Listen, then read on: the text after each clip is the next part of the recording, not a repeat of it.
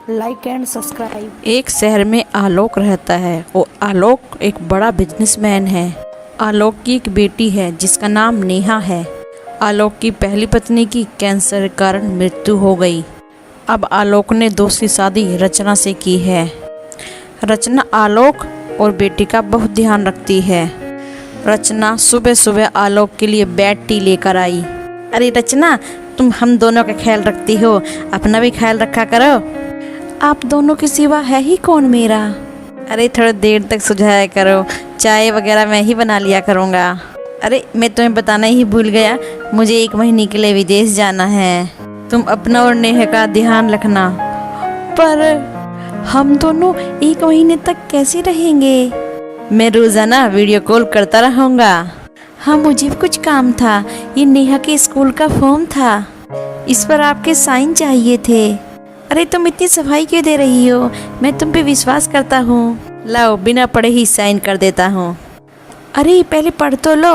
अरे तुमने पढ़ लिया सो ठीक है, अब मतलब मैंने भी पढ़ लिया। आज शाम को ही निकलना है विदेश। मैं क्रेडिट कार्ड, ATM तुम्हें सब देकर जाऊँगा और घर पे रखा कैश भी तुम इस्तेमाल कर लेना। आलोक ने उन पेपर पर साइन कर दिए बिना पढ़े ही और शाम को विदेश चला गया। नेहा अपने कमरे में सो रही है। आज उसे जगने में बहुत लेट हो गया। नेहा की आंख खुली तो उसने देखा कि आज माँ ने जगाया ही नहीं है। माँ, आपने आज जगाया भी नहीं और नाश्ता भी नहीं दिया।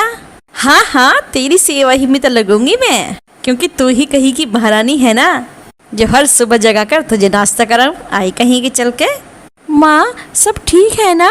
हाँ सब ठीक है, जाकर किचन में बर्तन साफ कर ले और साफ सफाई। माँ, मुझे तो बर्तन साफ करने आते ही नहीं है।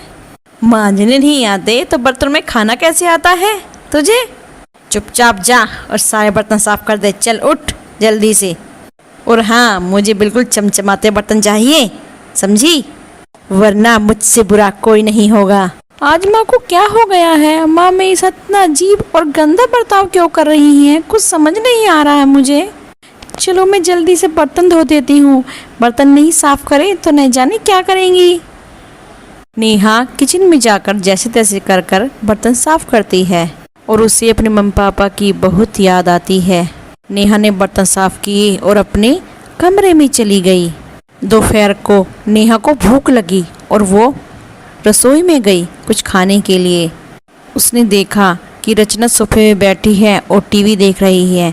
फिर उसने कहा, मुझे समझ में नहीं आ रहा है, माँ से खाना मांगूं या नहीं। ऐसा भी तो हो सकता है कभी सुबह उनका किसी बात को लेकर मूड खराब हो। अगर ऐसा होता तो आज माँ ने सुबह से मुझे खाने के लिए आवाज़ क्यों नहीं लगाई। माँ रोज तो ऐसा करती थी, पापा जाने बाद से अब यही चल रहा है। रचना की नज़र नेहा पर पड़ जाती है। क्या हुआ, क्यों खड़ी है। माँ माँ, भूख लगी है। अरे ये भिखारी लोग भी ना चैन से नहीं रहने देते। चल जा किचन में जा, खाना रखा है ना, उठाकर खा ले। ठीक है माँ, लेकिन बर्तन है ना साफ करके रखना। नेहा किचन में गई। उसने देखा कि किचन में रात का बासी खाना है।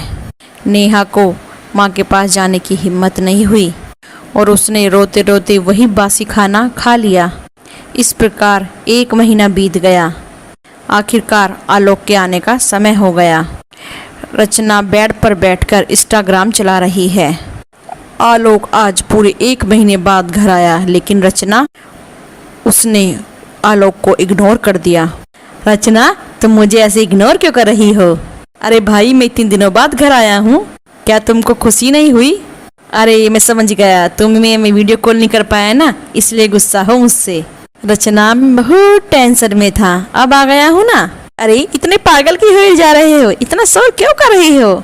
अरे विदेश से आए हो ना, किसी पोस्ट से थोड़ा ना आए हो जो घर को इतने सर पर उठा के रखा है। मतलब ये क्या हो गया है तुम्हें।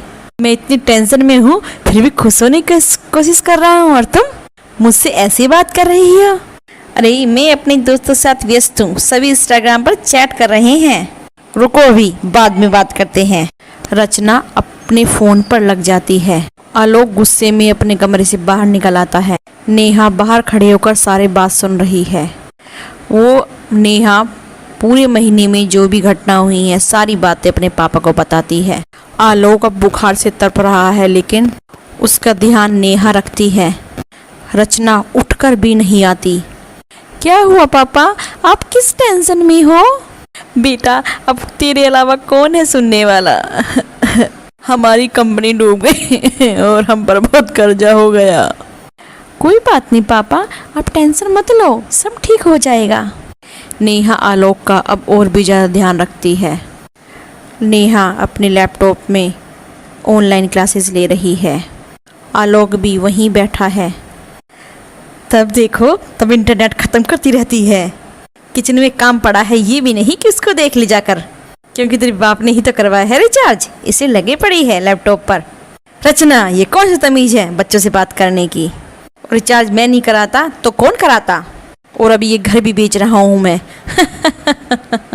अरे अरे भिखारी लोग, तुम्हारे पास घर होगा तभी तो बेचोगे। क्या तुम जानती नहीं ये घर मेरा है? अरे तुम्हें अंदाजा भी नहीं है, अभी तुम्हारा बिजनेस है ना ये भी डूब गया है, मुझे सब पता है। अब दोनों बाप बेटी गरीब हो। अच्छा, तुम्हारा अचानक से व्यवहार बदलने का कारण ये है।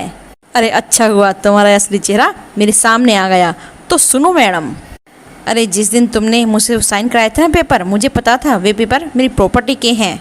अरे मैं विदेश नहीं गया था इसलिए मैंने वीडियो कॉल नहीं की थी।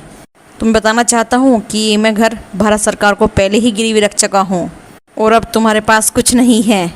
और नेहा ने पूरी जासूसी करके तुम्हारे खिलाफ सबूत इकट्ठा कर लिए हैं, जिसकी वजह से तुम्हें अब जेल भी हो सकती है। मैं और नेहा अब यहाँ से जा रहे हैं। और रचना वहीं खड़ी रह जाती है। उसे समझ में नहीं आता कि अब वो क्या करे। नेहा अपने पिता के साथ वहाँ से चली जाती है। इतनी अच्छी स्टोरी है कि कर्मों का फल मिलता है। जो आदमी गलत करता है उसको हमेशा उसके साथ गलती होता है, इसलिए सभी अच्छा करें तो अच्छा ही फल मिलेगा। Okay, bye bye.